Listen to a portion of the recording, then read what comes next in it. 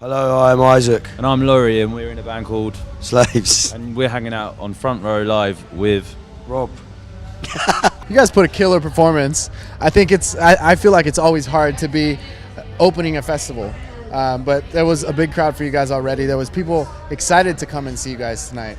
Yeah. So, what was that like for you being here at Cal Jam and opening up for Cal Jam?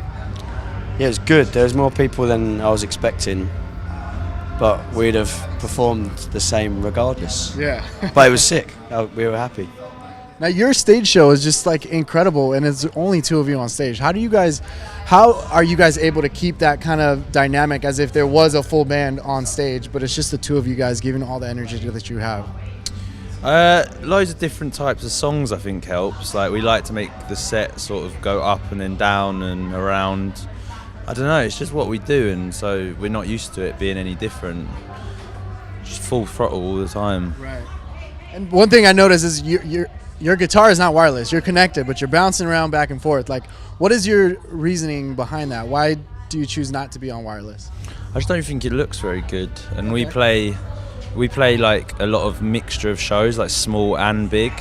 I don't know, it adds an extra element to it when you've got a lead walking around. And I swap a lot between bass and guitar, so practically it's quite a lot of more effort to swap to wireless. Right. Just more things that can go wrong, and when you're the only person making like melodic music over the top of the drums, if mine goes wrong, there's nothing else, it's just drumming. That's a good point. So I like to keep it simple.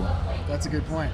Now, before we talk about the new album that just dropped, I'm curious what the experience like was being in the studio with Mike D of Beastie Boys and having him produce your sophomore record. What was that like for you guys?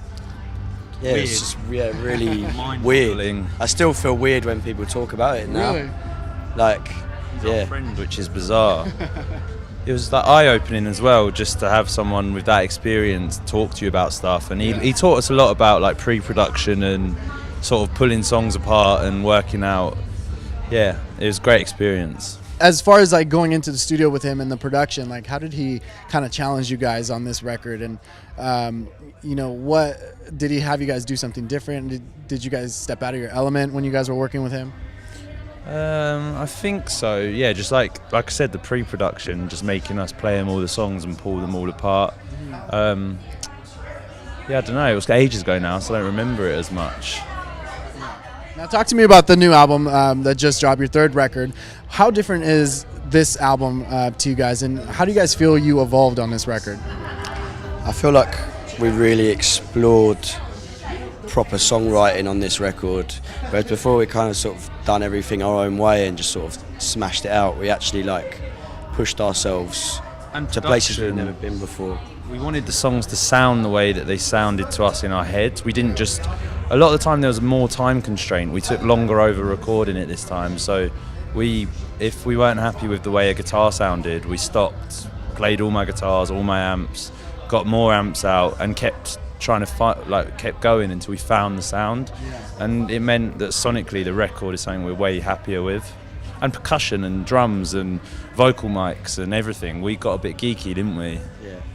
What kind of influence all that extra like instrumentation that you guys added to it? Nothing really, just us. Like, we just wanted to do it, so we did it.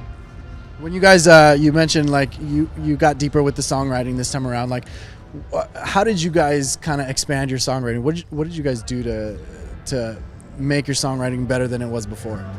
Analyze it further and not just sit there and go, that's fine. It was everything in the music had to have a purpose and had to work. We weren't just happy with having a section that didn't feel right, so every bit had to have something that was memorable or something that felt good or something new, and the songs had to flow.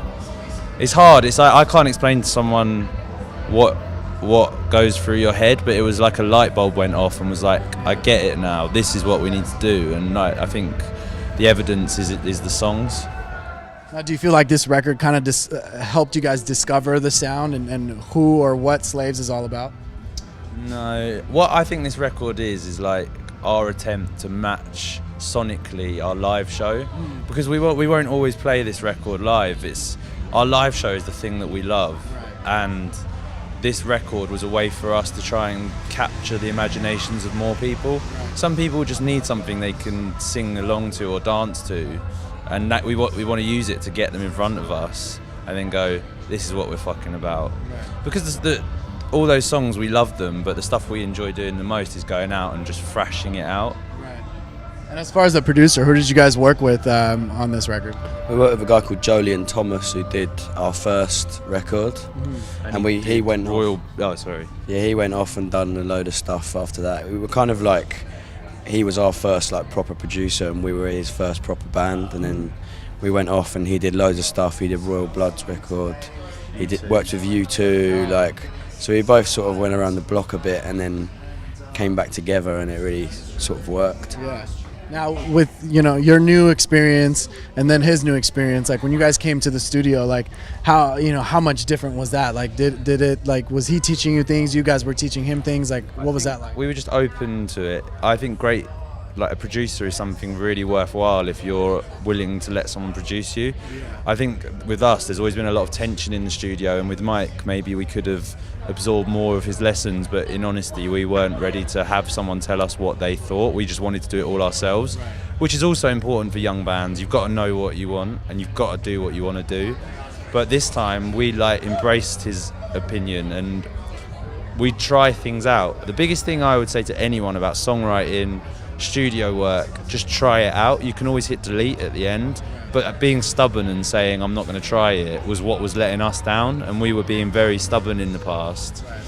The records are still great, and I love them, but I don't think we ever explored ideas as much, and also that we left a lot out that we loved.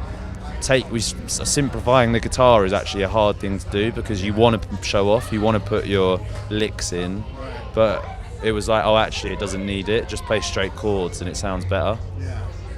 Now, with the change in lyrics, like, do you feel like that kind of happened a lot more, where you just you weren't able to expand your guitar licks, or you weren't able to get too crazy with the sonic sounds because you wanted the audience to hear and understand the lyrics more?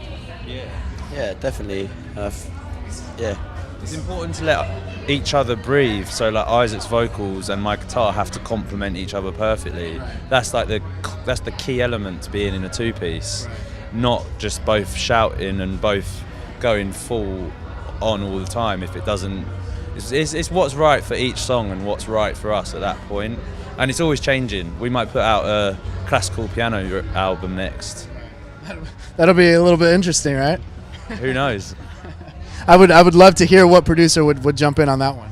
Probably Jolien again. So, being that you guys are a new band, I mean, there's a lot of hype around you guys, and even here in the States, like this festival is the first time that I've heard of you guys. To be completely honest with you guys, but I feel like there's a lot of people that here in the States that I've already heard the name and maybe even seen you guys before. But being that new band and having that kind of attention, like, what does that mean, and what kind of pressure does that add to you guys as well? We don't feel like in the UK we're definitely not a new band, but out here it's like everything moves so much slower, and like it definitely feels like we're just starting out over here. Right. Still like turning up to shows, not really knowing if anyone's going to come, and like it's actually quite a nice, refreshing feeling, to be honest. I don't think we've ever felt like a buzz band either. Like sort of, I feel like what you're saying is that everyone's excited. Right.